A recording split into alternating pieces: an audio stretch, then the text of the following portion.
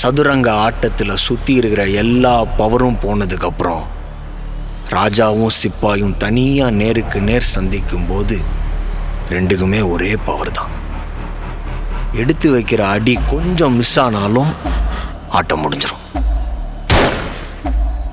அந்த நேரத்தில் ராஜாவும் சிப்பாய் தான், சிப்பாயும் ராஜா தான்.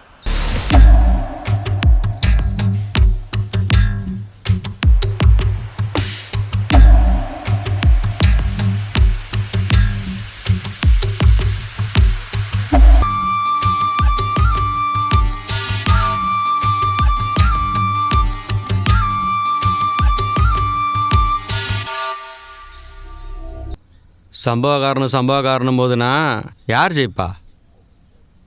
அவனை விட ஒரு படி மேலே யோசிக்கிறவன் தான் ஜெயிப்பான். இதை சொல்லிக் கொடுத்தது யாரு? தோ நம்ம அண்ணன் தான்.